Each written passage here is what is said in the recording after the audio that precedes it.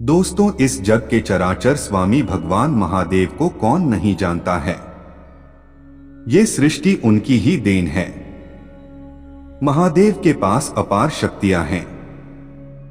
उन्होंने जग कल्याण के लिए प्राणहारी हलाहल विष को भी पी लिया था।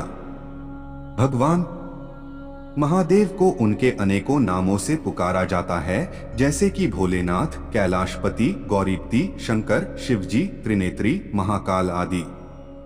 ये तो सभी को पता है, लेकिन इस वीडियो में मैं जो आज आपको बताऊंगा उसके बारे में आप नहीं जानते होगे। जानने के लिए वीडियो पूरा देखिए। एक समय की बात है जब एक व्यक्ति अपने घर के बाहर बैठा मन ही मन कुछ सोच रहा था कि उसके समक्ष भगवान शंकर प्रकट हुए।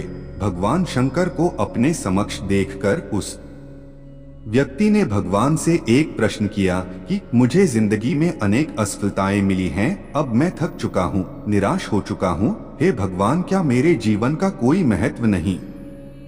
क्या मेरा जीवन व्यर्थ है? मुझे बताओ कि मेरे इस जीवन का क्या महत्व है? व्यक्ति के इस प्रश्न को पूछने के बाद भगवान शंकर ने उस व्यक्ति को एक नीले रंग का चमकदार पत्थर दिया और कहा, जाओ और इस पत्थर की कीमत पता करो। जब तुम इस पत्थर की कीमत का पता कर लोगे तो तुम्हें पता लग जाएगा कि तुम्हारे जीवन का क्या महत्व है। लेकिन एक बात याद रहे कि इस पत्थर को बेचना नहीं है। इसके बाद वह व्यक्ति भगवान के कहे अनुसार उस पत्थर की कीमत पता करने के लिए निकलता है। व्यक्ति उस नीले चमकदार पत्थर को लेकर सबसे पहले एक फल वाले के पास जाता है और कहता है कि भाई, ये पत्थर कितने का खरीदोगे?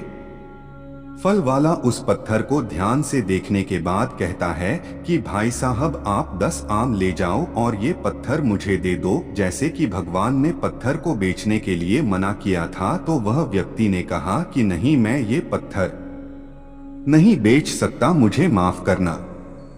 फिर वह व्यक्ति एक सब्जी वाले के पास जाता है और सब्जी वाले से बोलता है कि भाई, ये पत्थर आप कितने का खरीदोगे? सब्जी वाला उस नीले पत्थर को ध्यान से देखता है और कहता है कि भाई साहब, मुझसे एक बोरी टमाटर ले जाओ और ये पत्थर मुझे दे दो। फिर उस व्यक्ति ने कहा कि नहीं, मैं ये पत्थर नहीं बेच सकता। इसके बाद वो व्यक्ति उस पत्थर को एक सुनार की दुकान पर जाता है, जहां तरह तरह के आभूषण पड़े हुए थे। वह व्यक्ति सुनार से कहता है कि इस पत्थर की कीमत क्या है? सुनार उस पत्थर को ध्यान से देखने के बाद कहता है कि मैं तुम्हें 1 करोड़ रुपए दूंगा, ये पत्थर मुझे दे दो। वह व्यक्ति सुनार से भी माफी मांगते हुए पत्थर को बेचने से मना कर देता है। फिर वह व्यक्ति उस नीले चमकदार पत्थर को एक हीरे व्यापारी के यहाँ ले जाता है और उस हीरे व्यापारी से उस पत्थर की कीमत पूछता है। तो वह हीरा व्यापारी उस पत्थर को पूरे 10 से 15 मिनट तक देखने के बाद एक मखमली कपड़ा लेता है और उस पत्थर को रख देता है और अपना सर पत्थर पर लगाकर माथा टेका और कहता है, ये पत्थर तुम्हें कहाँ से मिला? ये मामूली पत्थर नहीं, ये इस पूरी दुनिया का अनमोल रत्न है। इस दुनिया की पूरी दौलत भी लगा दी जाए तो भी इस पत्थर की कीमत नहीं लगाई जा सकती। फिर वह व्यक्ति उस पत्थर को लेकर सीधे भगवान शंकर के पास जाता है और आप बीती बताता है और पूछता है कि हे भगवान, अब मुझे बताइए कि मेरे जीवन की क्या कीमत है? भगवान शंकर ने कहा, फल वाले, सब्जी वाले, सुनार वाले और हीरे व्यापारी ने तुम्हें तुम्हारे जीवन की कीमत बता दी थी। हे मनुष्य, तुम किसी के लिए एक पत्थर के टुकड़े के समान हो तो किसी के लिए बहुमूल्य रत्न। हर किसी ने अपनी जानकारी के अनुसार उस पत्थर की कीमत बताई, परंतु उस हीरे व्यापारी ने उस पत्थर को पहचान लिया। ठीक उसी तरह कुछ लोग तुम्हारा महत्व नहीं पहचानते, इसलिए जिंदगी में कभी निराश मत होना।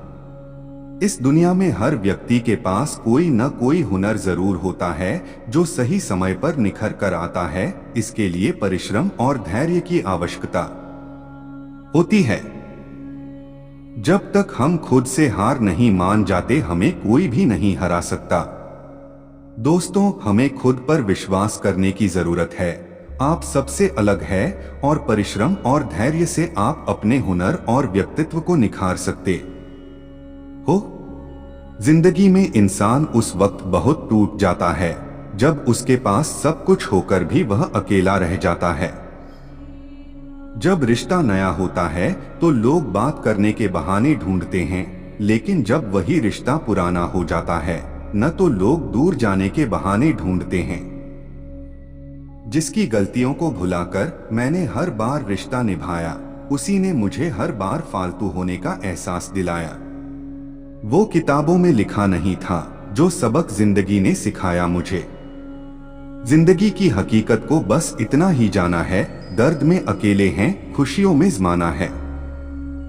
जिनके दिल पर चोट लगती है वो अक्सर आंखों से नहीं दिल से रोते हैं। गुजर जाएगा ये दौर भी, जरा सब्र तो रख। जब खुशियां ही न रुकी तो गम की क्या औकात है। भगवान शिव के नाम मात्र से ही असुरों के पसीने छूट जाते हैं।